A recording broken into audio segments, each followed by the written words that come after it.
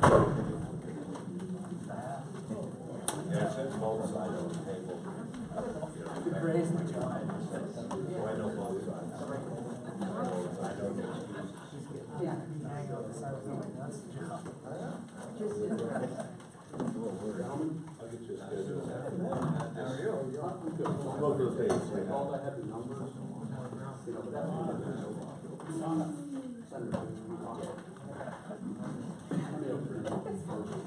I don't know. Still everything. Oh, well, yeah. I wasn't sure whether you sent me. No, yeah, not here. Here's safe in here. For now. Unless the lab upstairs has a problem. What tabs that? No. Mine ordering. Okay. Our river wants to pull in up to the our camper now.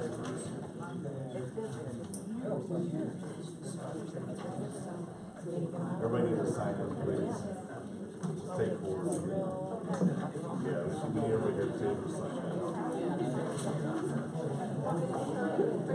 We can do that. This time, good.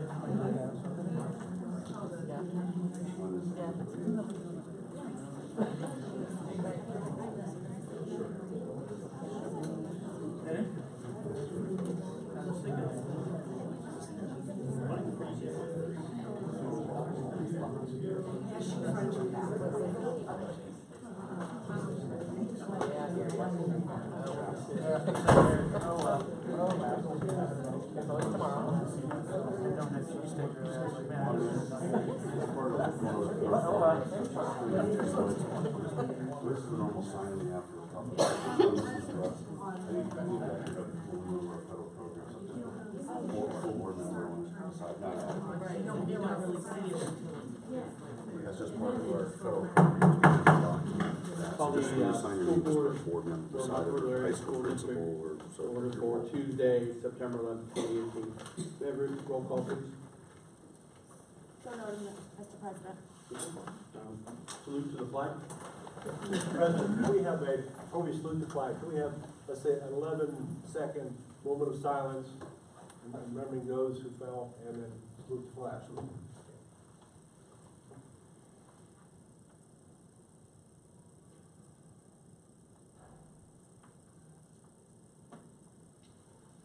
I pledge allegiance to the flag of the United States of America and to the republic for which it stands, one nation, under God, indivisible, with liberty and justice for all.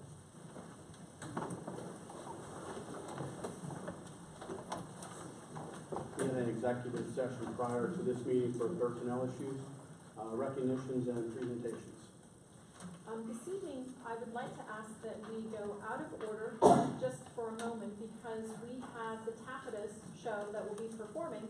So we are going to take a 10-minute detour. Instead of having the students come into our meeting, we're going to go see them over in the auditorium. So we will be there for 10 minutes and then we will come back as part of getting to see what our students are actually doing within the community. So if we could please go over there, that would be great. Your exercise.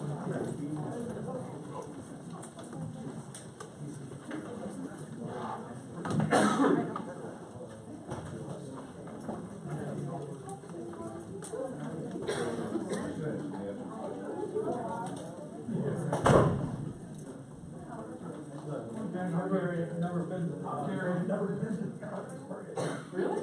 No, here's your first. You like it? Yeah. No, we're done. Hi. How you doing? Good to see you. There's the mayor. Good, how you doing? Hi, how are you?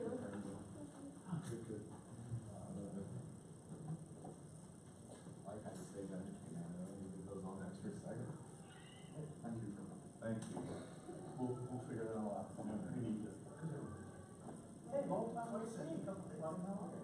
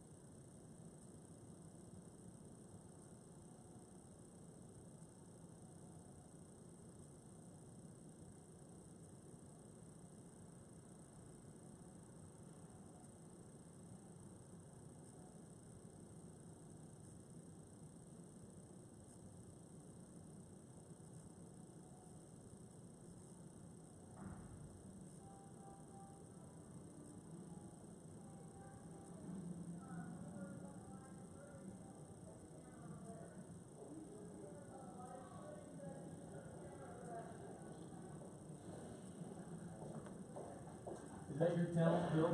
What's that? Back there, is that your talent?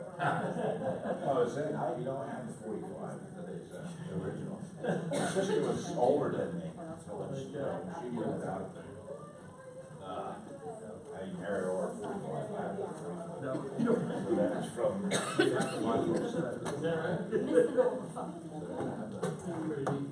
They do the words. Really? Yeah.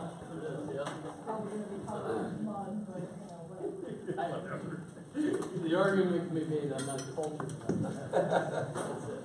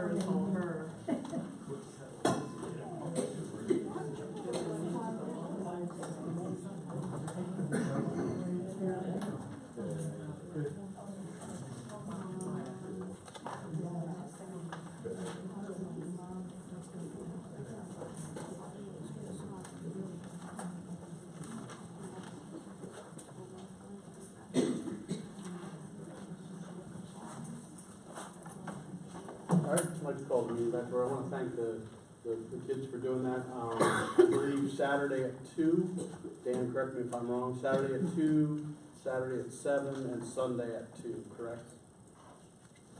It's a Sunday. Yeah. So, if you're interested, come see it. We have approval of the previous minutes for, Are we done with recognitions and presentations? no, I just, I was not at the Jersey Shore Montoursville football game, but, a text was sent to me, regarding our Montoursville cheerleaders, that, one of the Jersey Shore football players is in a coma, and, they're advertising the number 20 strong in reference to this player, and our girls dressed in orange and black to support that player. And I just wanted to commend Ashley Weaver and her cheerleaders for showing what Montoursville is all about.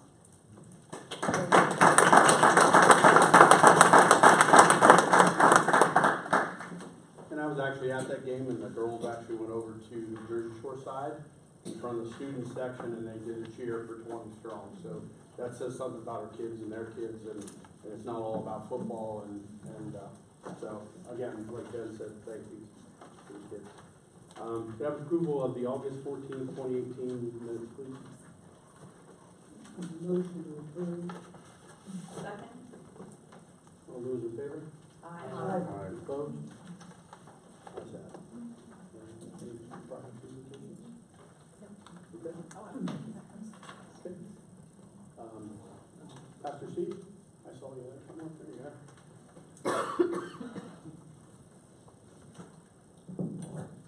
Hi, I'm Stephen Folks, and I'm here on behalf of the Montoursville Ministerium and the Pastor Trinity Assembly of God.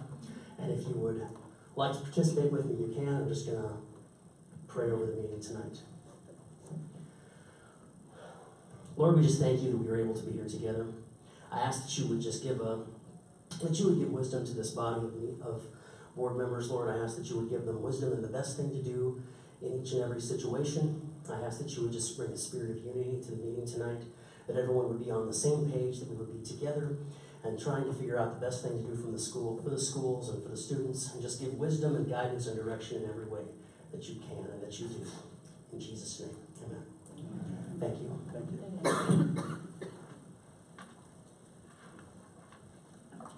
Okay, what we'd like to do right now is we'd like to do public comment on the Laurel Sauk Valley air quality test. We have Bill here who can answer the questions, so we'd like to get him on the road. He needs to go to Mansfield, so if you have concerns or questions on the Valley test, would you come up to the mic, state your name, address, and we'll give you 3 minutes to proceed. And that way then Bill can address the issues that are at hand. So if somebody has those, come forward, state your name, we'll give you 3 minutes to proceed. Good evening, Tina Marie Klein, 1009 Tool Street. Thank you for putting this information out to the public. This is what I requested last week and received last week in a right-to-know request. I don't really have a whole lot of questions for you other than what is the plan, it's really more for the board, what is the plan for future surveillance of the Loyalsock Valley Elementary as well as the other buildings, looking more at a preventative and maintenance to try to prevent this from happening again? I was pretty disturbed because my right-to-know request was requesting records from January 2015 up until now, and it shocked me that there were no air quality tests done in 2015, 2016, up to December of 2017, with as much controversy as there was with the building project, and there was mold, there was not mold, there was photographic evidence, and you know, I'm not gonna sit here and point fingers, but I gotta say that that was really sad to see that as a taxpayer, that we had all of that controversy, and it was all about that, and not one school board member pushed to actually have testing done until December 7th of 2017. So beyond that, I've stated that. Now I would like to know what the plan is for ongoing maintenance. I read the report in detail. It gave recommendations as to what we should be doing at Loyalsock Valley in relation to the cleaning, in relation to how the dehumidifiers are maintained and everything. So I'd like to know a little bit more detail about that, as well as I'm sure the parents of students at Loyalsock Valley would like to know that. So whoever answers that, I don't know if it's ours or if you provide any recommendations further. I didn't provide further, what I, what I put in here is what I recommended. Tina, can we get other questions, then we'll just Sure, address them all. absolutely. We'll just address them all. Sure. So does anybody else have anything on the valley? Okay, if not, I do. okay. And these are gonna be, I've already asked you these questions, but I think they're questions that, maybe the public hasn't thought to ask or are waiting to get answers for. The one question, first question I'm gonna ask is why on the different reports aren't the particle identifications the same on every report? Okay, you want me to? Yes. Can you come up to the mic? Oh, sure. Sorry. Thank you. Can you just tell us who you are and who you're with? And Bill Catanowski from Spot Stevens and McCoy, and I did the, I guess, 4 sets altogether of mold sampling. His question was why, generally why they find different things, I believe. When you do the sampling that I did with the cassettes and the machine, I'm sampling basically that period of time. So what is found there is found at that time. If a cleaning has been done, the next time I go in, there may be nothing, or there may be a different set of mold spores that are found. And some of those mold spores that may be found are because of myself walking in, or some other people walking in, or something we did to bring them in. And what you're always hoping for is, first of all, you're hoping that, it's going to be below the outside for the same molds. For instance, if there's a cloud of sporum outside and it's 500, what you like to see is that your inside is 500 or less. Now, if you find an odd mold, like I believe we did on there, Biospora, was 1 or 2 spores, something like that, that wasn't outside, that could have been brought in by myself, that could have been brought in by the company cleaning, that could have been brought in by, I believe the custodians were checking things as the weekend went on before I came back up. And 1 spore is generally not considered anything to worry about. On the other hand, if the Biospora was, say, 200 and the outside was 0, then we probably would be cleaning again in that particular room. So each time you go in, you're dealing with a different set of, I take that one. Each time you come in, you're dealing with a different air. Who opened the door last? What was outside when the door was opened last? What, you know, did the kids coming in that day, did they help them on the farm or in the barn in the morning? You know, I know we have that in this area because we have some of that in Berks County. Did that answer the question? Oh, you answered my question before, but. Oh, wait, I mean, did I give enough? Yeah. Does that, Yeah. by the way, if you have a question, please don't be afraid to ask, you know. I might not know everything, but I will try to answer the best of my ability and get an answer if I don't know it now. Bill, could you answer the preventative maintenance and what we will be doing? I will touch some of that in my report as well, but if you could review that, I think that would be great. And then Joe, if there's anything that you would like to add?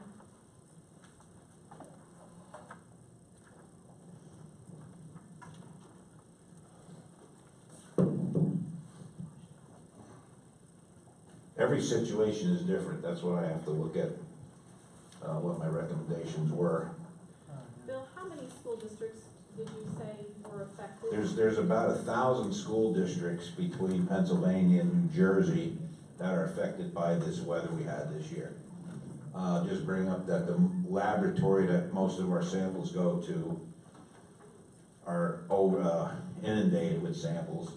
And some of the samples I sent out yesterday from another school district had to go to a different laboratory because they couldn't handle them anymore. So not that it's right or wrong, it's just that this is a huge problem this year because of, as I saw on Facebook, we only had 2 days of rain this summer. First for 25 days and second for 35 days, so 2 periods of rain. Side note, yes, I'm making a lot of money right now, and our company's making a lot of money, but I'm also working 70 hours or more. So, the recommendations I made, and this is one that I always put in, and I'm always told by every school district that they do this, and I, you know, assume they do, but one of the big things is ensuring that the HVAC filters are changed per the manufacturer's recommendations. One of the things is testing. Sometimes we'll test those, and I can tell sometimes whether they're changed or not. So that's a standard one. That's in every report. Clean all the piping located behind the shelves on each side of the HVAC units. Remove the diffusers. HEPA vacuum the area, followed by wet wiping with a sporicidal cleaner. We always recommend that you do using a HEPA vacuum first. HEPA vacuums, if they're in good shape, brand new or filters changed on those, should remove 99.9% of all fibers down to 0.3 microns. So the reason you HEPA vac first is if I have mold here and I spray something on it or just take a cloth and start to wipe, what I've done now is pretty much blown it all over. So you HEPA vac the areas first, then you use your sporicidal cleaner after that too. And the other thing we recommend is that you don't spray. You spray your cloth or whatever tool you're using and then wipe. Because again, spraying does the same thing, you blow stuff around. This next one I know can be expensive. We can consider an HVAC engineering specialist to evaluate the system in the building to ensure that levels are below 60%, RH levels, especially in summer when there's little activity in the building. A lot of school districts turn off HVACs in the summer. The custodial staff, maintenance staff, they go in and make the room spick and span, close the door, turn off the HVAC, and in the summer like we had now, it turns some of the rooms into greenhouses. And unfortunately, there's lots and lots of schools going through much worse than what you went through here. So our recommendation is an HVAC engineer to see what they can do about lowering the humidity in the rooms. One of the things that helps, and I don't know how we did it, or if you do it, just by having the blinds up and the shades up in the summer, because ultraviolet rays helps kill mold. So just by having those up in the summer can help the situation. it's certainly not the total answer. The total answer is making sure the humidity is lower. And the fourth one, if you find a water leak for whatever reason, whether it be roofing or it's drain breaks and it's running in the wall, or pipe sweating, you know, some bathrooms, the pipe sweat behind the wall, you have to address that immediately. You know, fix the situation and change any tiles or, you know, wall or carpet or something that got wet. You know, either clean it or change it. You know, we always recommend to change it because, you know, it's easier to throw away a $3 or $4 tile. You know, you could spend $25 cleaning it, you know, where you can throw it away and replace it for a few dollars. So those are the 4 recommendations for that. A recommendation I'd like to see is move it. Get it away from the swamp and the river and the cornfield. If you look, just I'll point this out, you look at, oh, do they have that other report too, where I did the totals, all the schools? Yeah. Okay, the district-wide report. If you compare the outside samples, which the outside samples for those were taken all in this area, within the city, those outside samples are much lower than the outside samples at Loyalsock. So Loyalsock, you do have an inherent problem because of the swamp, the cornfield, the river, and all the brush on the other side, and then there's a very nice house there with landscaping and all. All that is mold. That's building mold. So, you know, people coming in and out are gonna bring mold in. You open the windows for whatever reason, the doors are held open because custodial staff has to bring in new tables or something, you know, all that will bring mold in. And if the situation's right, which, you know, this year was right in a lot of schools, humidity's up, dark, HVAC can't handle sometimes a summer like this, and then we get some mold. So, there was 6 rooms that you took ceiling tiles out of, and out of them 6 rooms, there was remediation needed in 5 of those rooms. The library that the ceiling tile did pass in, or the library was the one room that the ceiling tile did pass in. Are you aware that even though the ceiling tiles passed, and as a matter of fact, there was only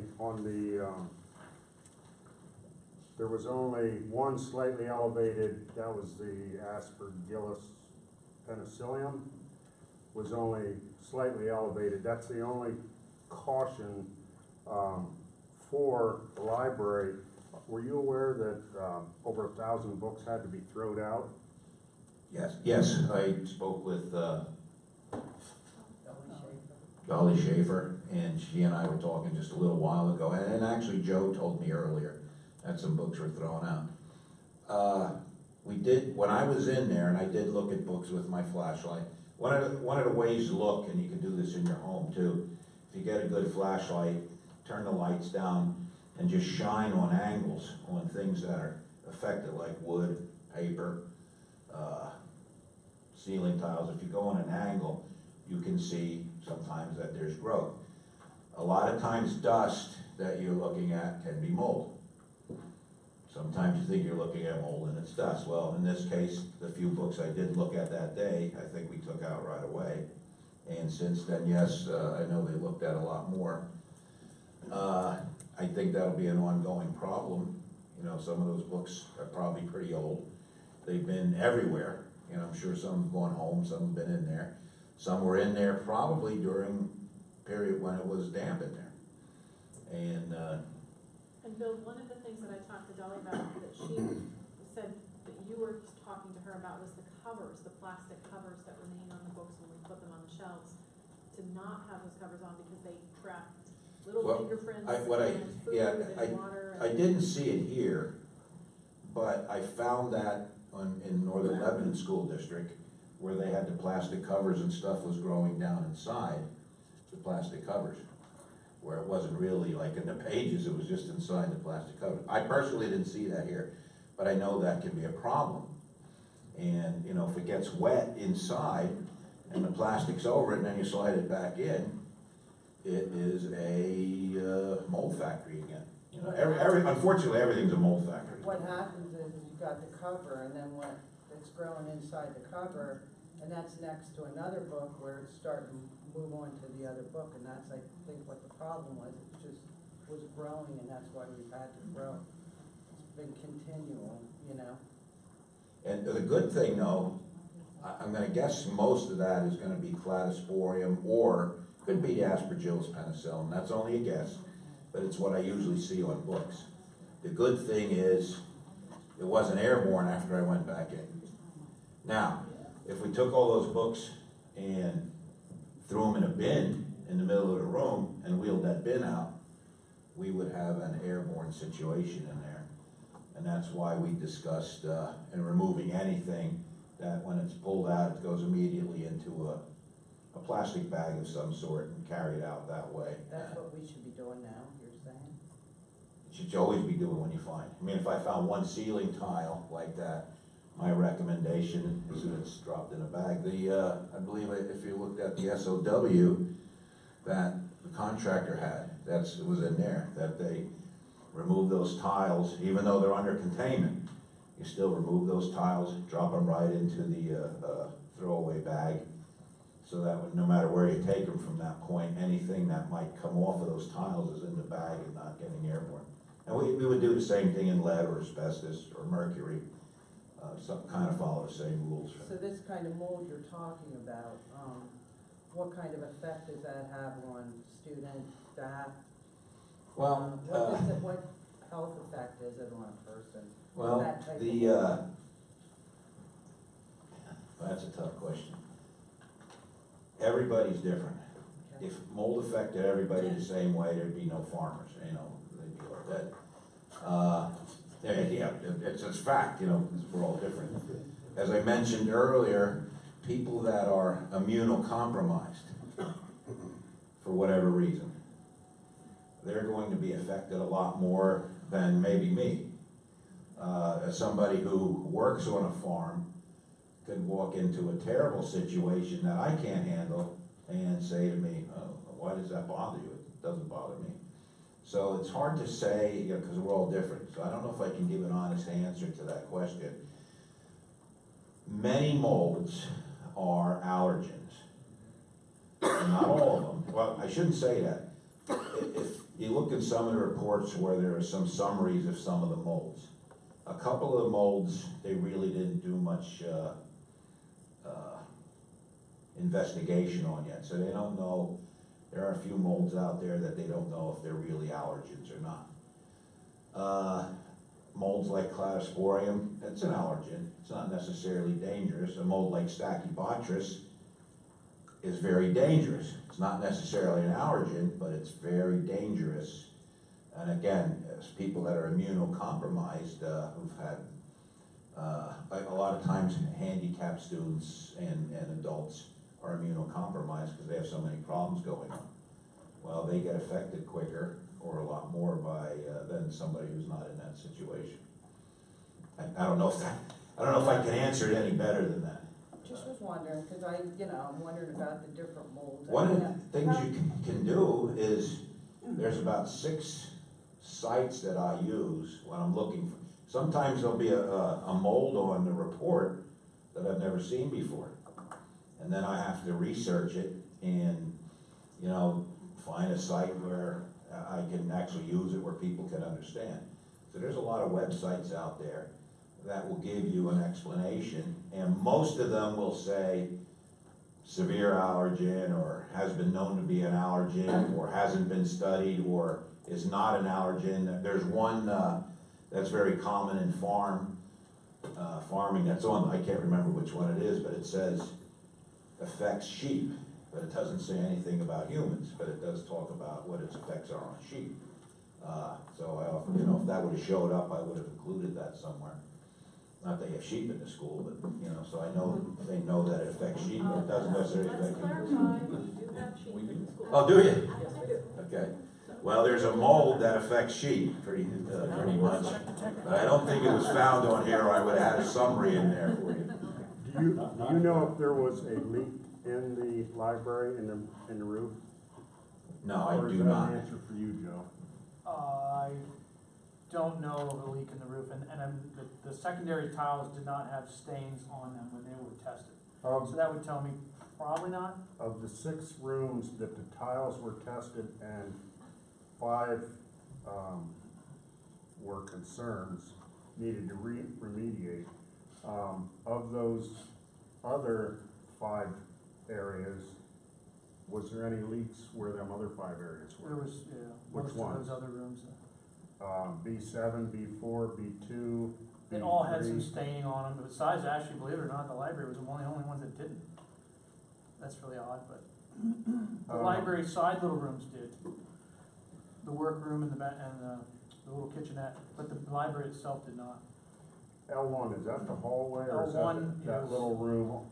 Bonnie Bears, I think that's L1 and L3 are Yeah, together. L1, L3 to. Yeah, they're together at this point, the computer room The and, computer and lab and Title I room? correct, Title I room here says L3 they're both connected. and L5 for the computer lab. I thought L1 was the hallway in front of their rooms. No, L1, I believe, is her room. L1 and L3 were separated by There's a partition. a in there. partition. Now it was open when I was back Okay, in then the that's the sample. title room. Did ceiling leaks cause the mold in this school? Don't know if I could answer that. Ceiling leaks is, Or roof leaks? roof I'm leaks sorry. would be a Contributing factor. contributing factor. Everything is a contributing factor. And roof leaks would be more of a contributing factor than a lot of other things because the water will sit above in a dark area, sometimes for days before you actually see it staining through. So a lot of times by the time we see it, especially if it's just say a pipe sweating or a small leak that's at a drain, where it just drips a little bit now and then, you could have a mold problem, a serious mold problem above before you even notice that you have a staining. Would a mold problem on a secondary ceiling, like would be above this, would a mold problem in this room, which is blocked off by a wall all the way up, go into adjoining rooms? It shouldn't, but as you open doors and go back and forth, especially if you've opened the ceiling and done anything above the ceiling, now you've allowed it to come down and move over. Well, If everything is sealed, no, it has to have a way to get there. Right, through Has- the air. Right, has to have a way to get there through the air. If everything is sealed and you have block walls that go up to the ceiling, it's not going to move over there. Is it common for a library to have to throw away books every year because of mold? I don't wanna say every year, but this year I've seen a lot of libraries throwing away a lot of books. And I can name a few school districts, Oh, absolutely. that have thrown away quite a few books this year. It's not common to do it every year, but it is common in what we're going through this year. Textbooks also, not just library books. One of the schools I did, many of the textbooks in storage in that room had to be thrown out because they put them under poly after they were wiped or whatever, and they stored them and put them under poly. Well, that was like putting a magnifying glass for the mold to grow behind it. So I've seen textbooks also. Because in 2015, there's 3 board members here that saw books that come out of the valley that was moldy that I brought to the board in 2015.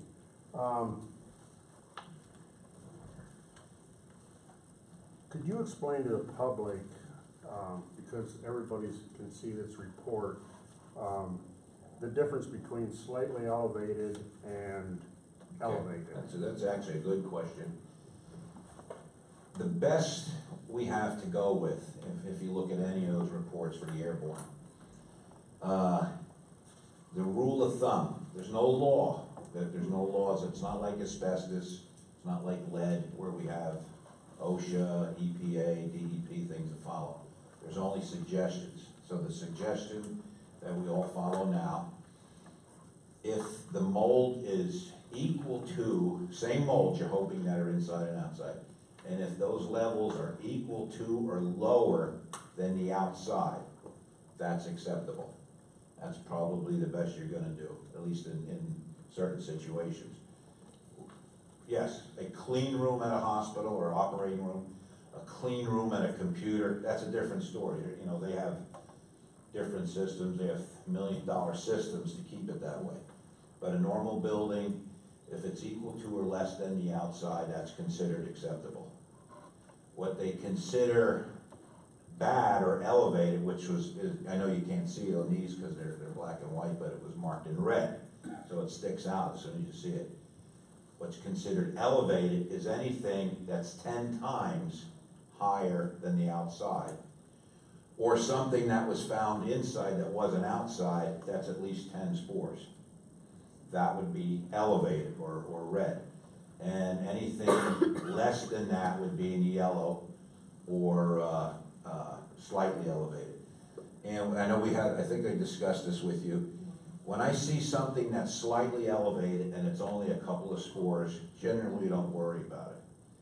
But if there's something that's slightly elevated and it's just below that 10-time limit, or 10-time suggestion, I shouldn't call it a limit, I will suggest to the Joe Nathos of the world that we re-clean or consider re-cleaning that area, even though technically you're probably okay, but something that's close to the limit, I suggest. And I have a school district today that Joe helped me get a place to sit so I could look for results, and they had a room that was right at that, just below that 10 times limit. And I said I thought it'd be best if they brought their contractor back in to re-clean that room. So that's the difference. You know, there is no law, there is no, like I say, asbestos is easy. I have a lot of rules to follow that Uncle Sam set up. I can follow those rules. Lead is pretty easy. I have a lot of rules I can look at and follow. When it comes to mold, it's pretty much, if you want to call it, best practices. This may, now, a year from now could be different. They might say 15 times is dangerous, or they might say 3 times is dangerous. But right now, it's equal to or less than, up to 10 times, and 10 times or over. Are you aware of Eric Mercer? Not familiar. Okay, he is the principal scientist for, and I'm not sure if I got this pronunciation right, it's Aster's Assessments, AESTHER. Yep. And they are an indoor environmental consulting firm specializing in mold, asbestos, water damage, lead paint, indoor air quality, and lead IAQ testing. And I'm going to read a statement from him. He says, unfortunately, mold is everywhere. The nutrients mold needs to survive are contained in most of our building materials. That means mold can grow on many items and surfaces within a school, such as walls, ceiling tile, carpets, upholstery, wooden furniture. The other needed ingredient is water. Typically, mold outbreaks are triggered by things such as water leaks, condensation, high humidity, or cleaning practices that involve too much water, according to Mercer, who declined to discuss mold problems at specific schools. He said one way a school can reduce the likelihood of mold is to keep the humidity level at about 65% or lower. Would you agree with that? Yes, I always use 60 because that's what, when I was brought up in this business, I started in 2001, 60 was the goal. I have been reading recently, a lot of people are saying 65% now. So 60, 65%, I don't know how much difference that is, but the higher the humidity, the more likelihood of mold. More food. More food. Well, the humidity, the food is everything we're looking at. The humidity is its bloodline, if you want to think of it that way. So the food is actually the carpet, the wood, the softer woods especially. Mulch. Those of you who put mulch at your house, think of mulch as a mold sponge. That's what you're putting out. So yeah, I would agree with that. And That's How why I are we said you, monitoring humidity in our buildings? I'd have to turn over to Joe. We electronically monitor that in the high school and in the middle school. We don't have that capability in the 2 elementary schools. Why is that? I don't know how to answer that. It's, I think it's number one, out of date systems, It because is, that and was it's probably not a twenty concern. plus when years the old buildings since the were- 2 renovations. They don't have air We have conditioning pneumatics, we don't throughout. have the electronic controls. I mean, I Right. don't know. I get that for the continual monitoring with the newer upgrades, obviously the high school, the middle school.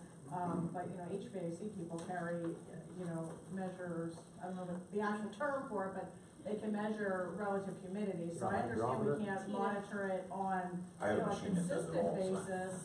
I don't know what the actual term is for it, but, there are devices that they can use to measure humidity inside and outside. So are we doing anything for that just as a surveillance thing?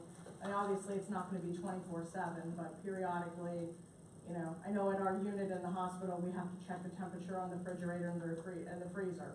And we have to document that, at certain intervals. So I would think that that would be something that could be done as a monitoring thing to try to prevent additional mold moving forward. We do monitor the temperatures in those 2 buildings, especially because they don't have HVAC throughout the building. And Joe can do that electronically, and he sends me the screens, and then I But that's forward. temperature But is it's different just than the temperature, it's relative different than humidity. And we're gonna talk about the airflow in the buildings, because you have to have fresh airflow in the buildings, so when it is like what we had, with the humidity being so high, we knew that the humidity was certainly going to be higher than it would have been on a day that it was not But tropical. the systems we have, if you do the test, there's nothing you're gonna do. I have to maintain the 15%, pretty much, air coming into these rooms. If it's 90-degree humidity out, it's bringing 90-degree humidity in. I can't possibly even take that out fast enough. And we don't have the power requirements, we just don't have the capability to do what you're talking about, you know what I mean? And those that's 2 the buildings. $1 million thing, that's the issue, Yeah. that needs to be addressed. Yep. Since 2015. I think my question for you, Joe, is there a dehumidifier system that wouldn't require more power requirements than we have at these 2 schools? I think lighter is pretty much, that wouldn't be an issue, I don't believe. That's an updated electrical system, that's fine. The Valley would be a situation with that, yeah, I do believe. And we've talked about Yeah, we did. that. It really, we did have a study done by Reynolds, if you remember, Ron. You might even walk through, I don't remember, but, about a dehumidification system as part of the upgrades up there. And it was, the problem is, you had to do the electrical. Then you did the humidification system. Then, the roof handled the system. It was many, many things in a line. Well, that's why May 9th, 2017, I made a motion to investigate the steps needed to move forward with upgrades to the electrical system, so we could start working on these problems. And that That's went not my down. call. That's just. I know it's not your call, but I'm just telling you, that's why, something needs to be done. Can I ask a question to you, Bill? I'm just looking through your report, and it's obviously thick and well thought out, and you've been doing this a long time. Would you, for our benefit, maybe just touch on for a moment how you, as an investigator, analyst, as a professional in this field, how do you go about identifying where to take the samples?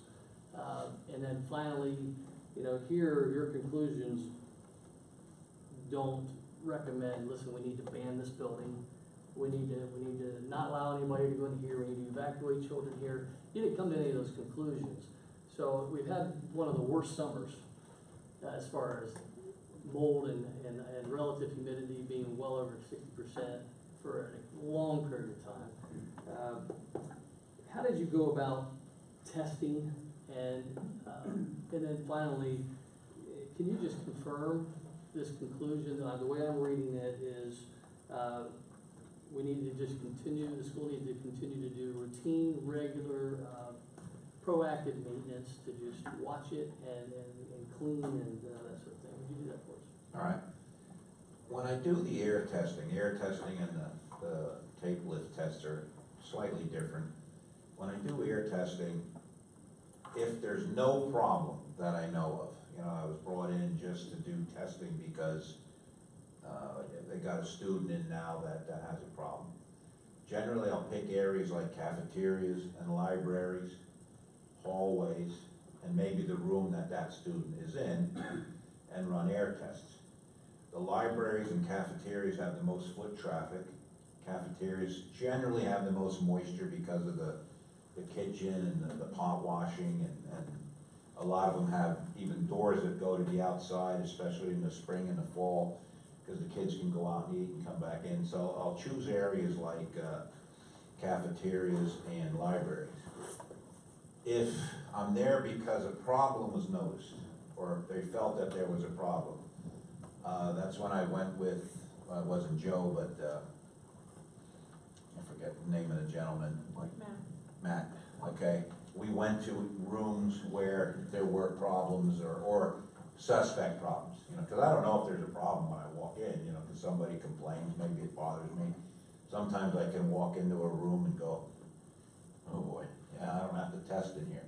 Though I still will, because school districts often need proof that they have to spend the money.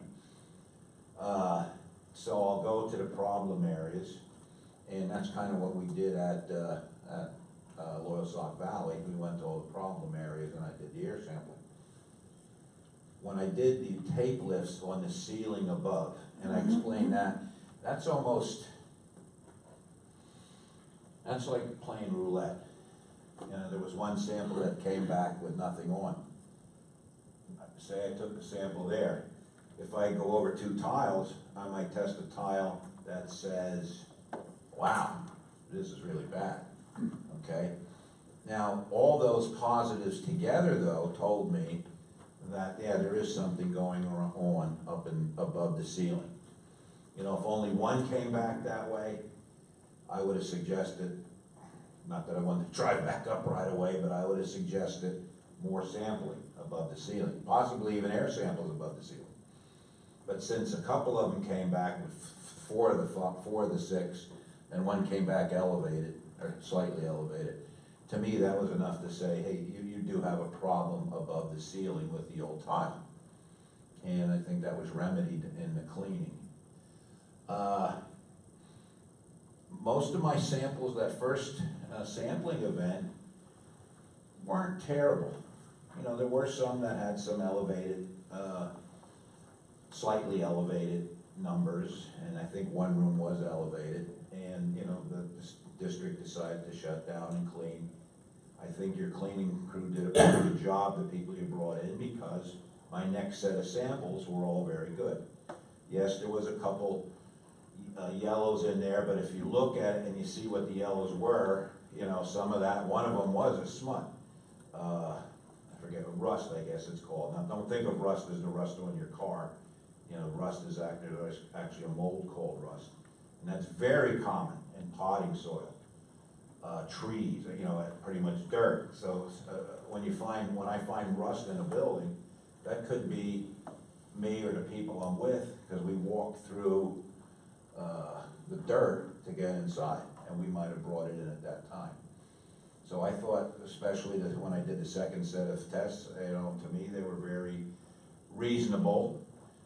Everything was much better in those rooms that did test a little bit higher, and that's why I felt we were in a situation where the kids could come back.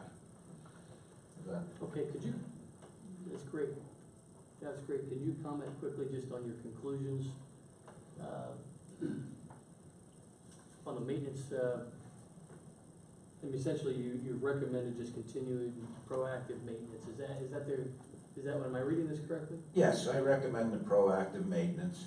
I do recommend, you know, in there that, and you brought it up about something with possibly doing something to regulate the relative humidity in that building. And I didn't realize Lionel was the same way, but. Well, and I have a quick response to Mrs. Klein. She kind of left me, and I went on camera anyway. She asked if I could monitor the relative humidity in the buildings, and I can in high school and I can in McCall. I cannot lower the humidity in those two buildings. I want that to be clear. This isn't the dehumidification system we have. If there's 90% humidity coming in, which I have to for the children, it's coming in. You know, you just can't feel it as bad because the air is on in those buildings. That's how they were all designed, for whatever reason. That's how every public building. That is, you know, unless you go farther south, there might be more dehumidification, but that is it. I can't stop it. It could be 70 in here right now. I'll point out that they're designed that way because of cost. True, yeah. If a system costs $500,000 and I tell you it has a dehumidification system that works, 24 hours a day, some school districts, some building owners will say, well, what if it doesn't have that? Well, then it's $350,000. Okay, we'll take that one.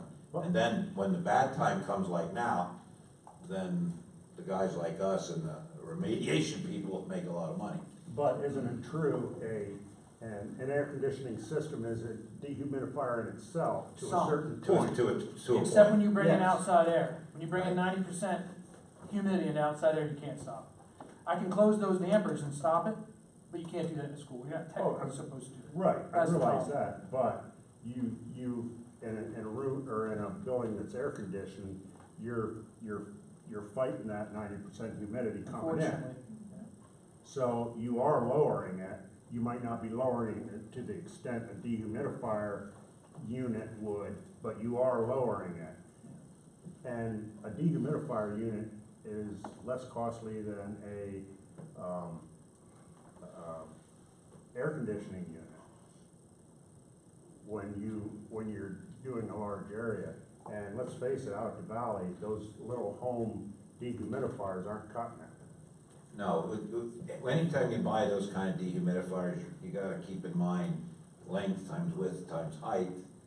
And if it's good for 5,000 square feet, or cubic feet, you'd need like 6 of them in a room like this. It might be good for a basement that's 15 by 20 by 8, but it's not gonna cut it in most schools. Maybe a closet, or a small storage area where they have some paper products, it might work in there. But the thing is with those dehumidifiers, if they don't empty them constantly, once you fill it up and the light comes on, now it becomes a humidifier until somebody empties that, because the water can't go anywhere. And if you don't have a drain, that's the great thing about most of the elementaries, most of them have a sink in there. And if you had a large enough dehumidifier, which they're out there for those rooms, but they're probably close to $2,000 a piece, because most of the the guys that come in had them, I'm sure. They're very expensive, maybe $2,000 a piece, but you can drain them. They have a pump on, they go right into the drain, and they will help. And I've showed people with my gauge, when they're running a dehumidifier, like I'll go up and say, man, it's dehumidifying pretty good here. And then I can walk away 5 feet and say, oh, it's over. And, they don't realize that at the time, that they're only dehumidifying that little bit of area when you buy a Home Depot. Not that it's bad for your house, your house isn't the scale of what we're dealing with. And a fan, all a fan does is move spores around. Well, good and bad, moving the air is part of, if you dehumidify and fan, most of the time you won't have a problem. But if you do have a problem somewhere, now you're moving the spores around, and it's gonna settle everywhere. So it's like, it's the right thing to start out, but it could be detrimental to what you're doing. I have a question. Yes. One of the concerns that I've heard the parents talk, or staff talk, is there any way, it could be a stupid question I'm asking, but I'll ask anyhow. Can you tell how long mold has been in a building? No, not really, because depending on the situation, it could be there for years and has not had the opportunity to grow because everything was cold or dry. And then all of a sudden, something else was introduced, like above the ceiling. It could have been up there stagnant for years and gotten worse and worse and not known it. And then we open a ceiling tile because there's a leak or because we have to change bulbs or something. And now we have mold everywhere. So that could have been up there weeks, could have been up there months, could have been up there years. No, there's really, So there's no way of telling? no. So you can't really say that it was rain related, the rain Well- could have helped it along. All I can tell you is it's moisture related. I'm not saying, but the humidity this year is what brought a lot to life. That mold could have been in there for years, but now we're bringing it to life with the humidity and the perfect conditions in a lot of the buildings. I know that's been a question of The people. good thing is you really have no carpets. I mean, we have schools that have torn out thousands and thousands of dollars worth of carpets. So if you'd have had carpets, I can almost tell you it would have been a lot worse. I can't guarantee, but there's a good chance it would have been a lot worse.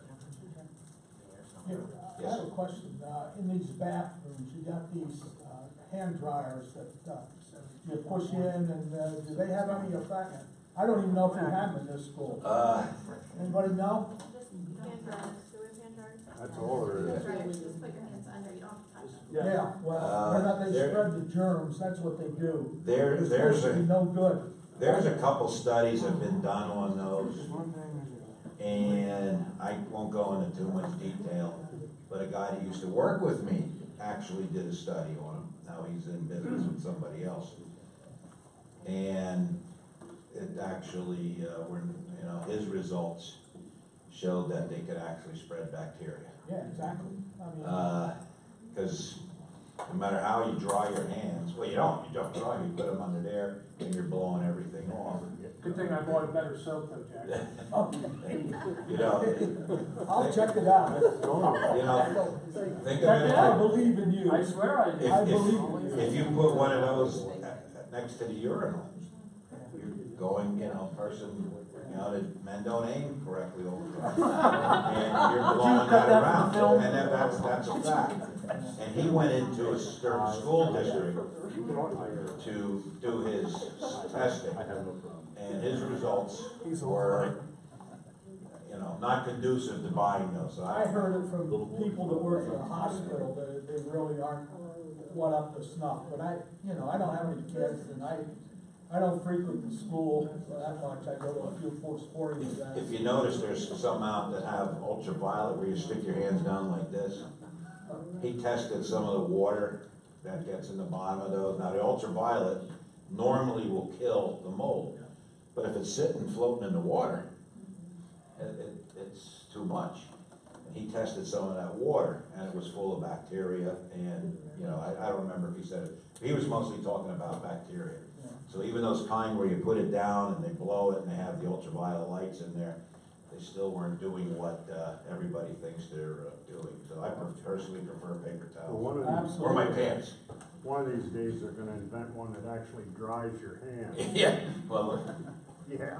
All right, I think we've got this under control, at least for start here. I'll just leave with any other questions. If you get it to them and they get it to Joe, I will do my best to get back to Joe. Bill, Thank you, Bill, for very your much. time. Appreciate your time. Thank you. All right. Oh, I do have one more thing. It's about you, Joe. I'm shocked. I brought up before about the trees out at the valley, if they were cut back, so more sun could get into that, and I believe you was here for that presentation, and I brought that up. I'm not 100% sure on that, but I know I brought it up twice now. What's your recommendation? Do you think those trees should be cut back to the property line so more sun gets into the back of that school? The more sun that comes through the windows, the more ultraviolet rays you have, the more natural destruction of the mold you will have.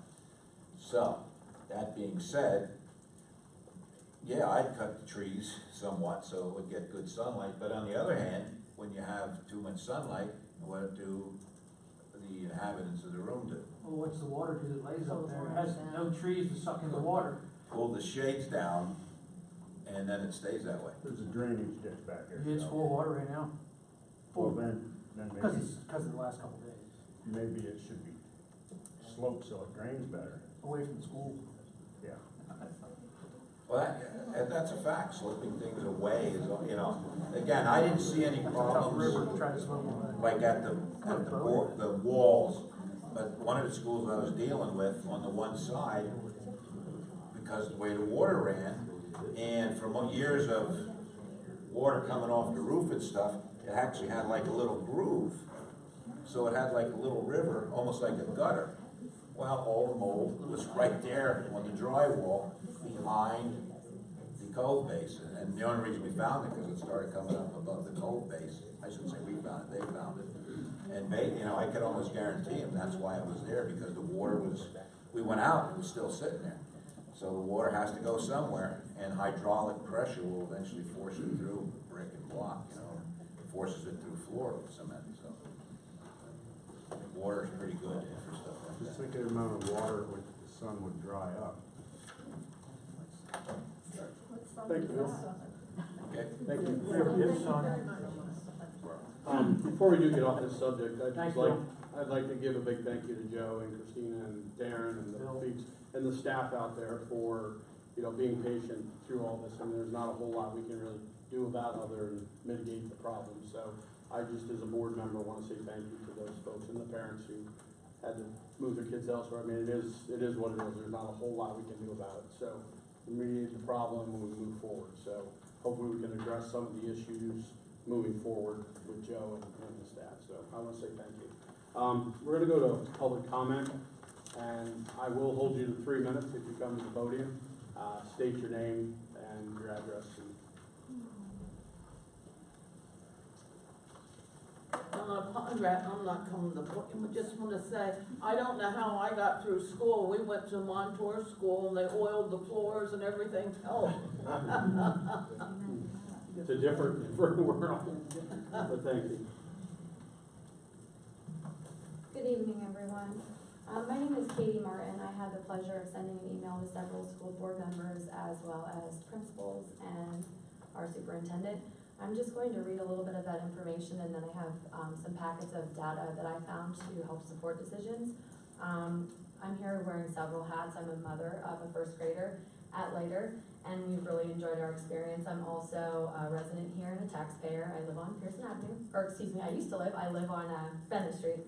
And I also am a past educator for the Williamsport Area School District. I'm an educational leader, and I'm currently a chairperson on the Future Ready Committee. I'm also a member of the Youth Development Task Force. I currently work for Aramark. I'm the Education Training Community and Workforce Development Director there. So the past couple of weeks have been quite hot and humid, as we know. So not only have we been concerned about the mold, but temperatures have always been a concern of mine with this happening as well. As we know, the elementary schools are not air conditioned. We also have stated that we do not monitor the humidity. So I'm basically asking and expressing my concern about this and calling that we look to the research and look to the data to support our decisions. I think it is time that we make sure that we move forward with technology implementation and we make sure that we have air conditioning units in our facilities. I believe that taxpayers want what's best for our children. And I believe that we need to support our educators, administrators, and so on and so forth with making those positions happen. We need to look to the data for information regarding humidity as well as temperatures and how that affects our children's well-being. I have record of humidity taken 3 days last week, as well as temperatures. There was a 78% humidity and 81-degree reading taken on August 24th at Leiter at 2:28 p.m. There was an 83% humidity index taken and 79-degree on August 29th at 11 a.m. And there was an 86% humidity reading and 98-degree reading taken on September 4th at 1:12. We need to ask ourselves, what's our measure for humidity and what's our measure for temperature? Where are we gonna say, you know what, it's maybe time to call the parents? I wanted communication, honestly. I felt very positive about the transparency that I've gotten from the district about many issues. I felt really confident about that and very positive, and I felt like I didn't even get a phone call about the temperatures. So I would ask that in the future, it would be great. I know we always encourage parents, please feel free to come get your children, but even just that phone call, my daughter communicates, but some other people's kids might not. I also think it's important for us to look at the codes of law. PA Code 203-33-4 cites about temperatures and about how we need to make sure that we are maintaining those regulations. I also think that it's time for us to understand about the humidity gauges we can have happen. They're $8 on Amazon. Each teacher could have one in their class. Do you mind if I go a little over? I apologize. How long do you have? I only have a couple more minutes, like maybe one? Two? Perfect. I just want to keep everything positive, and I believe that we need to inform decisions. I think sometimes we get very about things, and I don't think that that's what it's about. I think we need to use data to drive our decisions and make sure that we're staying positive. I'm going to move on to about just some quotes that I think are important for this time. Heat may indirectly impact learning through its effects on health. Heat may also impact learning directly by altering human physiology and cognition. Even moderately elevated temperatures can impair decision-making and cause substantial discomfort.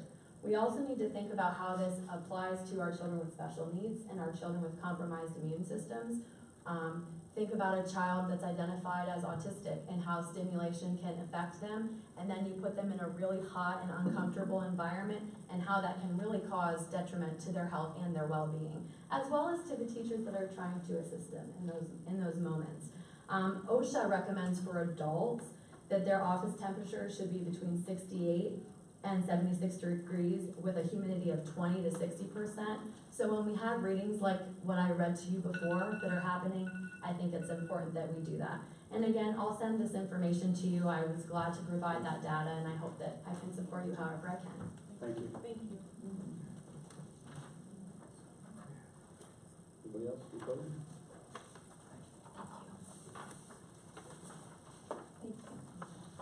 Jack Callahan, 113 Arch Street.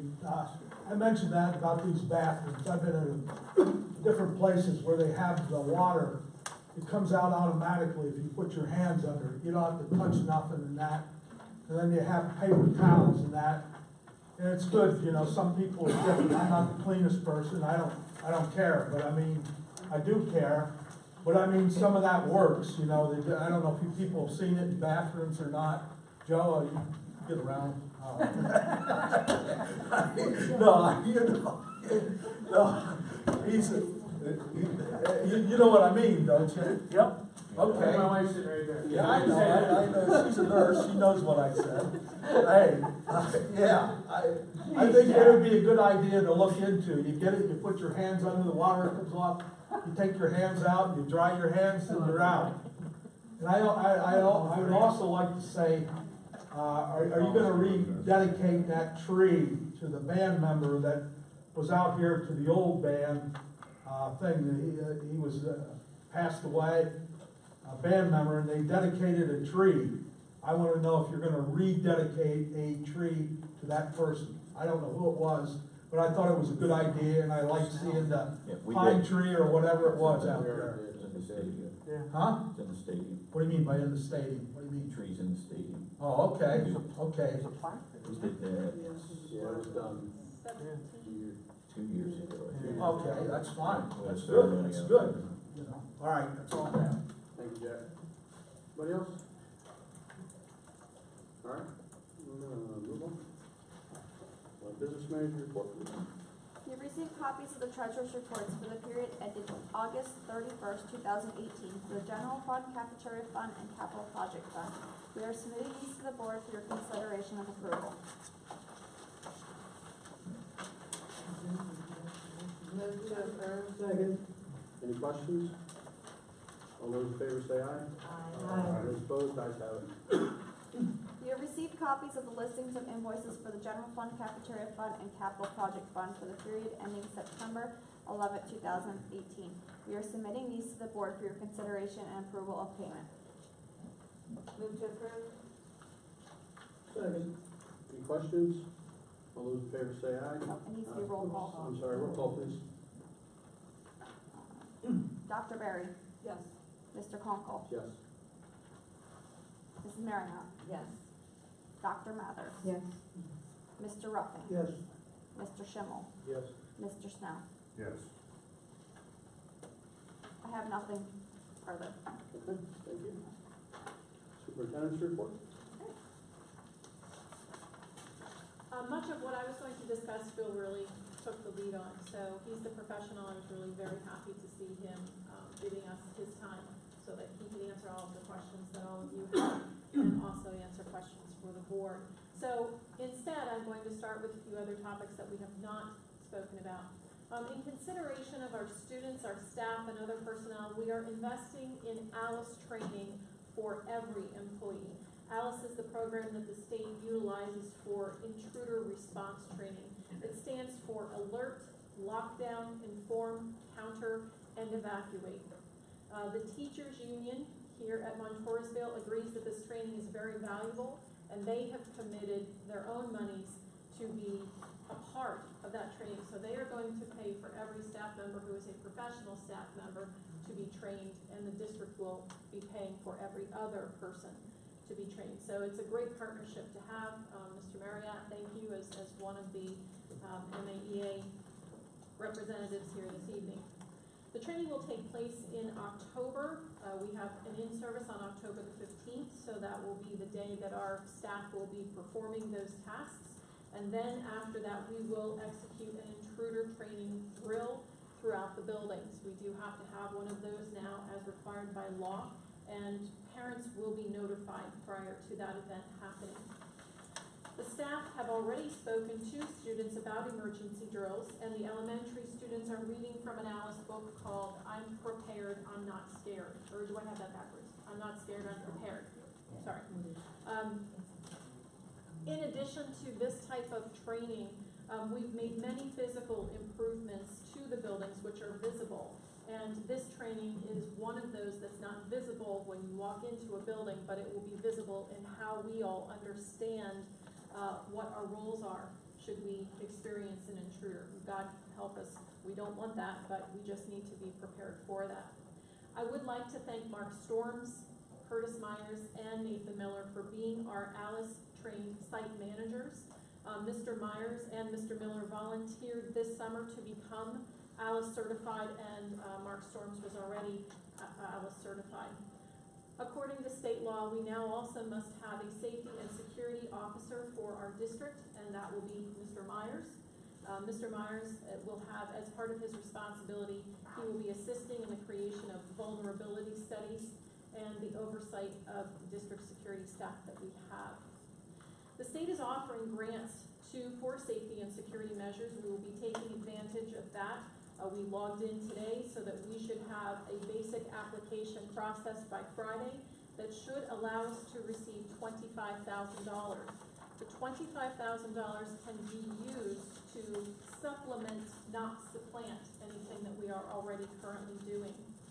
We're going to request additional monies through that grant system for many of the physical improvements that we continue to make to our buildings.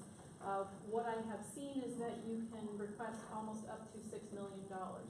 So we're going to do our very best to be considered for those monies, and we are going to work on the applications as we move along, and they are due October the 12th. Additional safety measures are being completed beyond our campuses as well, and that means that September being School Bus Safety Month, our contractors and drivers are to be commended for the hundreds of thousands of miles that they drive our students safely to and from school. And during this month, you will also see the state police. They might be following buses in an effort to reduce cars running the flashing lights. We do have a few areas where that happens, and they have agreed to be helping us, so do not be alarmed if you see a state trooper who might be following a bus. They are there to protect our students. We're very proud to report our educational partnership with Geisinger. It's now up and will be running. Mr. Termino and Steve Tressler, excuse me, I almost called him Dan Tressler. And Steve Tressler and I were in a meeting this week with staff from Geisinger, and we will be starting the partnership with nursing assistant co-ops who will be hired as Geisinger employees. They will be our high school students. And it really was Mr. Tressler and his wife, Dr. Sandra Beal, who helped us get our foot in the door. They will also be allowing something new just for our students, and that will be clinics visits within the hospital environment. This is not something that they have done in the past, but when Steve and Dan Dan brought it up, they were very, very happy to be able to consider that and felt that it would be a great opportunity for them and for us. They are considering paying our students for those types of clinics as well. They would be phlebotomy labs, x-ray labs, physical therapy, and even environmental services are some of the different clinics that our students would be able to be participating in. So thanks again to Mr. Tressler, his wife Dr. Sandra Beal, and Mr. Taramino for helping this become a reality. This is a great experience, and I'm very happy to see one of the largest corporations in our community being a partner in our district. The federal government has changed Title I program policy, and they have changed many of the statements that we use within Policy 918. Specifically, they are changing the statements known as parents/guardians when they are referring to students is now parents and or family members. So they have required that those changes be adjusted, and our Title I 918 now include all of the required language. It is on the agenda tonight for first reading. I provided a copy of this policy and the changes on Thursday, September the 6th, to the policy committee. And Mr. Farrar, I'm going to ask that you speak to this a little bit tonight and about our federal programs, if you could, please. Yeah, we got feedback this summer. We went through a federal programs audit, which we go through every 4 to 6 years. Actually got a very good report back. Just a couple of recommendations to make, and that's one of these is for the board to pass and update this policy. It used to be even called parent engagement policy. Now it's parent and family involvement policy. It's a lot of the language and things. But what it basically states is, and there's no major change there in the sense of we will involve parents and stakeholders in helping make decisions what we do with our federal dollars. The other recommendation was make sure that annually, not only at the building level, which we do with our parent Title 19 or Title I family nights, we've shared at the building levels. Now they want at the LEA or district levels, having a chance to talk about those things and ask for feedback too. So to me, it kind of repeats itself because we only have 2 buildings that qualify, and that's our elementary buildings. We use those funds for Title I wise for reading, which is what a lot of school districts use. And comparatively, a lot of districts around the state, and even across the country, we don't receive a lot of Title I money. I mean, there's districts in our backyards who get 3 or 4 times what we get. And it's all based on a census data. But Title I is a federal program that federal dollars are designed to help in reading and math. We focus on reading, one current, one former Title I person in the room. But we focus on, the idea there is you get assistance to students in reading at early age levels, those primary grade levels. And what we use our funds in Title I primarily is to help to fund reading specialists at both elementary schools, as well as some of the Title I paraprofessionals who again go and help kids and teachers in a regular classroom with reading skills. Now you as a district, you've always supported us. We actually support of our own local dollars, even more Title I staff, because again, we see the benefit of helping in reading at the lower age levels. So there's other 2 title programs. We have Title II and Title IV. Title II, again, there's a lot of uses, but what most school districts use, we included, use it to help pay some of the costs of a teacher in the elementary grades. Again, focusing on those primary grade levels to keep class sizes at manageable levels. You can imagine, and we know we've had some discussion, if we didn't have those federal dollars, we'd have 1 less teacher.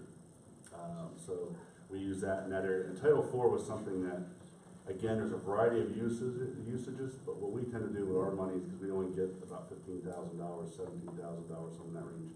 We roll that into Title II, again, to help pay for that elementary teacher. So it's a little bit what we do with our federal dollars. I don't know if there's any questions or any feedback anyone would have to help us out, because we're fulfilling a requirement. That's what we do with our federal dollars, focusing in those areas of reading in primary education.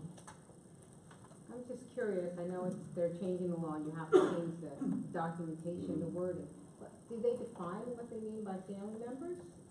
No, I mean, it's to be inclusive, because we know that more and more and more in our cultures, children are being raised by parents, aunts, uncles, grandparents, other family members. So I think they're just trying to be more inclusive and say, hey, a parent doesn't necessarily always mean mom and dad. And we know that for sure. We see that with our neighbors and all of our, And it throughout. doesn't So have I to think be a it's just legal guardian. absolutely. And so I think they try to include that. And not only that, you know, a lot of times we see the older siblings in the house have a big impact on the education, so I think they're just trying to be more inclusive in including that.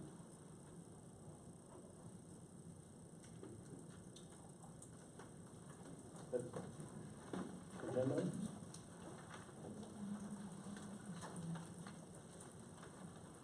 Would the board accept the opportunity to do consent and have under the general G1 through G8, or would you like to go through individually, or would you like to pull things out? Anybody have issue with G1 to G8? I just have a question on G8, can we vote on them together, and my question just be answered? As soon as we have a motion and a second, Doug? Same with me. Okay. Do I have a motion to group them together? Motion here. Sure. Okay. Second. Questions on any of them? Go ahead. My question on G8, and with Nittany Learning Services, they're about 25% more expensive than Justice Works. Are we just using them only if Justice Works is not available? Do they offer services that Justice Works doesn't do for specific types of students? I will pipe in, but I'm gonna let Dan be more specific on this. We have students in Justice Works, and Justice Works only has so many places available for us. This gives us another option, and you can fill in the rest. Yeah, Justice Works filled up last year. If we had another, we would not have had a placement. The second thing is they do offer some different services, primarily in emotional support, so. And the other question I have on that, the contract list 2003, 2008 guidelines, is that like the latest, that's 10 years old? Or, Yes, we actually did send this to Levi, and he went through and revised the contract for us for all of our agreements with all of our local facilities like this. I didn't know if it was something that just wasn't updated or on their I part? think it's I probably, didn't see the contract, so I don't know. It's under student attendance, what they determine student attendance. Something to look at. I don't have the contract.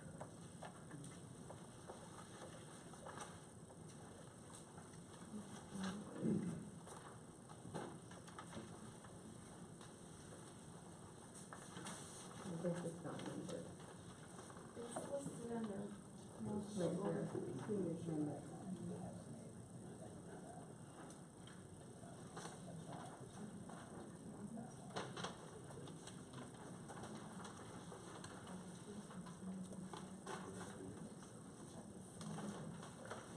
Which agreement are you? Fine.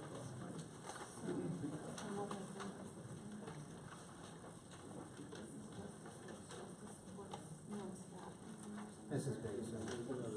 I believe it's a PE guideline, and I don't believe there's been an update since 2008, so that's why it Okay. right, continues that's on that. right, but we were looking for the other pieces just to clarify that.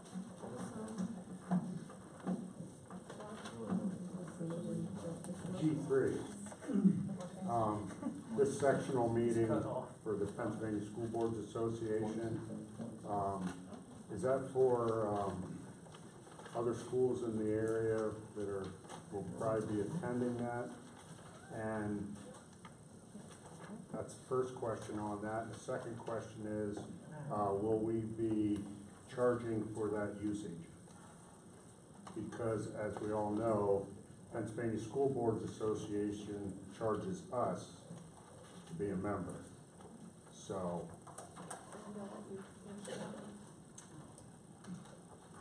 I believe use of facilities, this states that they will be, bringing other school districts. school districts in. Okay, I have to, but I believe that states on there. The costs always refer to board policy, and we will charge accordingly to board policy. Okay. And G7, the approval to create a new club. Do we have an advisor for that?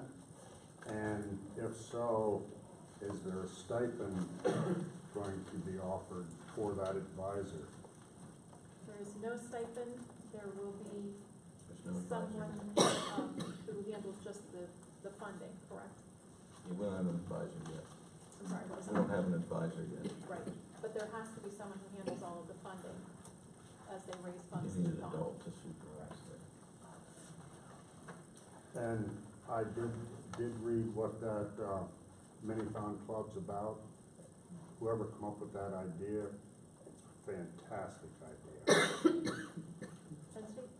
Yeah, Penn State. The big one. Well, I mean, to bring it into our school.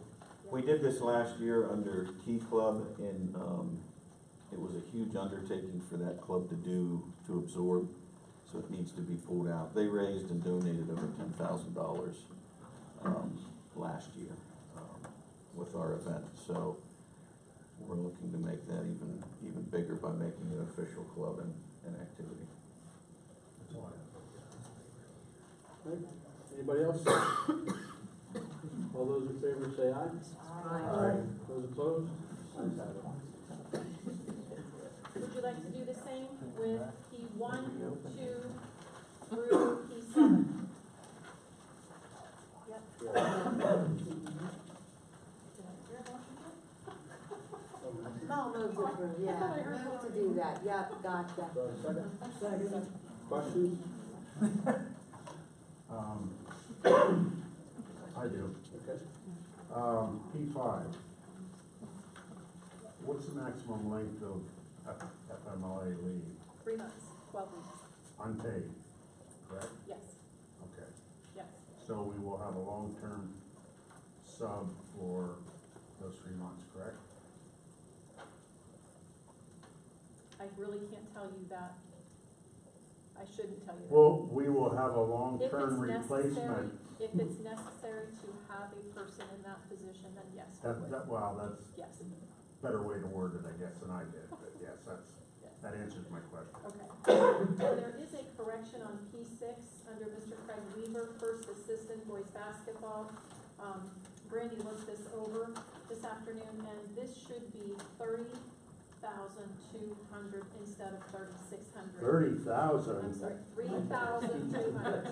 Sorry. I'll take it. I'll take it. Sorry. That's gonna be the new coach. Oh, please. $3,200. And then the Bradley Fisher, I think that there's a,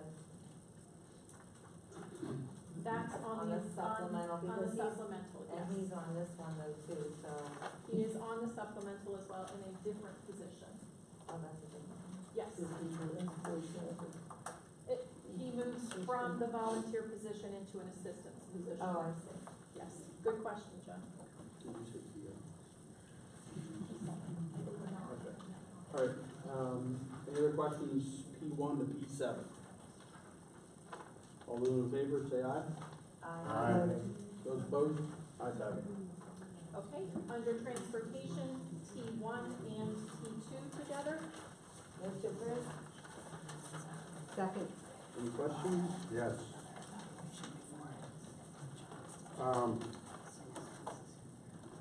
What's the federal reimbursement rate per mile for school buses? It is not based on a per mile, like you would think they would have for a car. Okay. It is based on the state's formula, and it has to do with the ages of the bus, has to do with the capacities of the bus, has to do with how many miles they transport students and how many miles they do transport without students. It's a whole formula. I'll rephrase my question. Do these daily rates, let me ask this question first. Is this an increase over last year? It is, yes.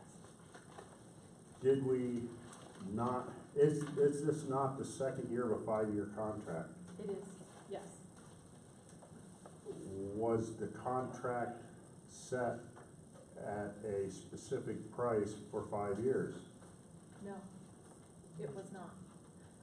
And that would be for a few reasons. Number one, when we have additional stops or deletions of students for pickup, that would be number one. Every year, according to that state formula, you also have a calculation that the state throws in that changes a percentage that changes on an annual basis. It went up 1%. Yes, so that's the second thing. And then if those stops don't start and stop in the same place, now we have to make adjustments to that route. So those are usually the three factors that we deal with. Do these prices match the state formula?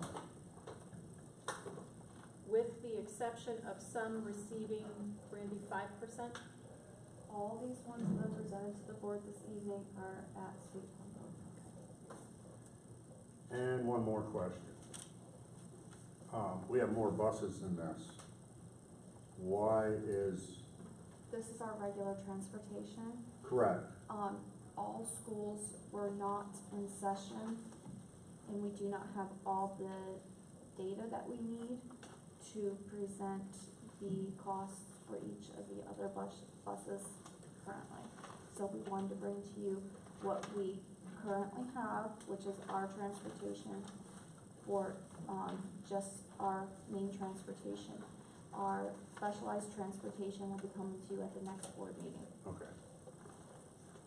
That's all I have. Anybody else? All those in favor say aye. Aye. Those opposed, ayes have it. Okay. Under policy PY1, approval of policy 918, Title I parent involvement, to policy 918, Title I parent and family engagement for first reading. Move to approve. Any questions? All those in favor say aye. Those opposed, ayes have it.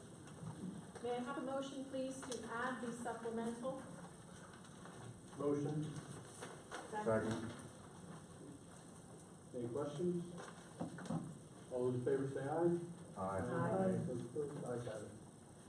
Under G9, approval to add an Act 80 day for Loyalsock Valley Elementary School students for August the 29th, 2018.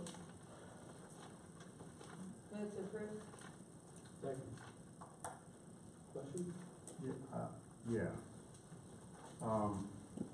The days that the school was closed, Yes, has there been a determination on how them days, other than this one, will be made up? they are not going to be made up. We held the professional staff so that they would be doing more work with Wonders that we purchased last year, and they would be doing other types of professional development. So the 5 days that we were out, this one will qualify as an Act 80 for that professional development.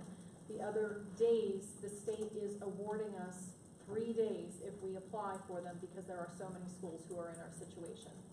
So we are still above, well above, the minimum number of hours for elementary students that they do not need to make those days up. My concern is that those elementary students,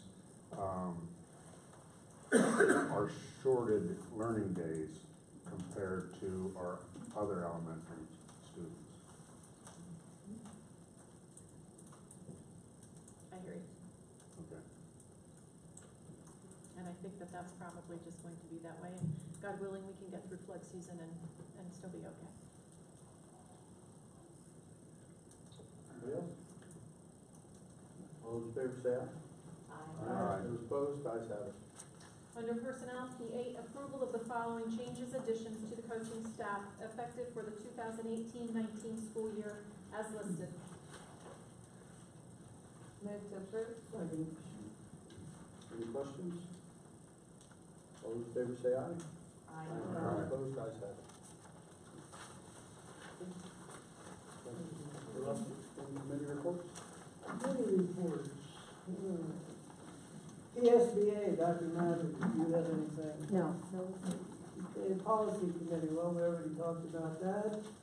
This is Title I language change. IU representative, I have nothing to report from the IU. LCTC, Mr. Logue is not present this evening. Memorial Gardens, Mr. Schimmel. I thought that was the president. Or, I'm sorry, Mr. Memorial No Gardens. report. No report.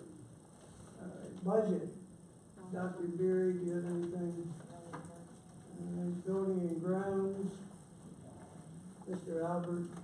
May I just come in for Mr. Albert? Mr. Albert Joe Napo and myself held a meeting with Tremco to be looking at the roofing leaks within the building, and they were very responsive. They immediately left the meeting and went out to start checking on the leaks themselves, and they are promising us, is it next week they're doing the scan? He's trying. Okay, they're going to try to. They've been here daily though. Yes, yes, they've been here at least 9 times. Probing, yep. Probing and making sure that we can find these prior to the winter season setting in. So just to report on that. Thank you. What about the valley? Leaks at the valley? They've been here as well for the valley too, yes. I'm sorry. He asked, what about the valley? How old are you? The valley. What? Say it again? Have they been out there yet? And do they have a plan? There is no more roof leaks out there. One's a drain, it's our problem. The rest are fixed. Okay. Any other? How many were there? There was 3 originally. I know that's Is that counting the flashing or the? Correct. 3 total, they're all fixed. Lighter McCall, they have McCall's any major issues? been fine. Lighter has had some leaks in the kindergarten wing. In the high school, obviously, we don't. Thank you. Last, Georgeville Foundation, Mr. Schimmel, do you have anything? Yeah, we met last Tuesday night, and I guess a couple of the items that we'll be working on. One is just to grow the membership of the foundation itself. The more contact and you can have more connections, the committee can have success. Just having by having more people attend and join in and participate. The other important item is that the foundation does not have what's called EITC status, Educational Improvement Tax Credit status. And that is huge for the foundation to get that, because instead of the foundation just receiving gifts that are a tax deduction, now they can receive gifts that will be a tax credit for the giver. And that's huge. That makes all the difference in the world. So that's the next step for the group, is to get that EITC status. I guess that's about it. They're meeting with the superintendent on Thursday. Yes. Thank you, Dave. Thank you, Ms. Redmond. Back to public comment. Again, come into the podium, state your name, 3 minutes. Yeah, I just have one question again. That letter that comes out every year that lists everything that's going on for the year, has that been sent out yet, or is there one, or isn't there one? I'm not sure what letter you're referring to, Jeff, I'm really sorry. He's probably talking about the newsletter. Oh, the district newsletter hasn't been in play prior to me getting here, I think. Oh, really? Okay, fine. I just wanted. Thank you. Anybody else?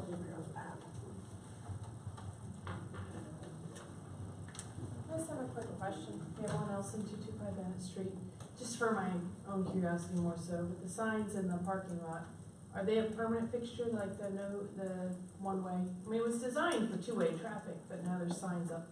I was just curious. And I thought maybe it would just be like during morning or afternoon pickup, but they seem to be all. They're permanent. They were part of the audit that was completed with the state auditors, and they told Mr. Taramina that he needed to have signs, so he put those in place. The audit, what do you mean, pickup? The state auditor general's office. For like a safety audit, I guess I wasn't. It's a part of a comprehensive audit, so the focus has been safety for the past couple of years, and it's becoming more so. They required us not only to have the signs, but to ensure that everyone who's parking on the parking areas of the school district have our tags shown brightly and broadly. So those are some of the things that they wanted us to complete, and we have complied. Thank you. Is that audit completed? It is completed, and we are working through all of the reports now with them to look at all of the reports with them. Anybody else public? Not board members? Yes, Mr. Cockle. We're very fortunate and blessed in our district to have some very caring people in our community, and it is with sadness that I note the recent passing of Mrs. Judith Conklin.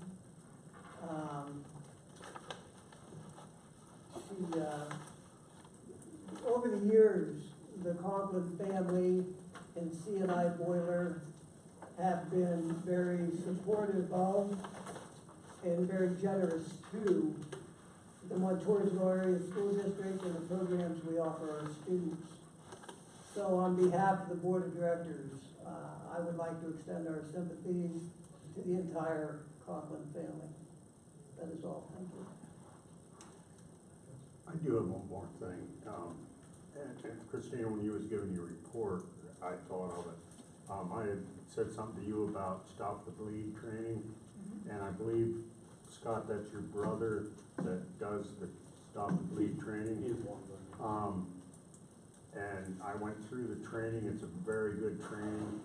And will we I mean, they're offering free kits to school districts. Will we be getting that training soon here at the district so we can take advantage of?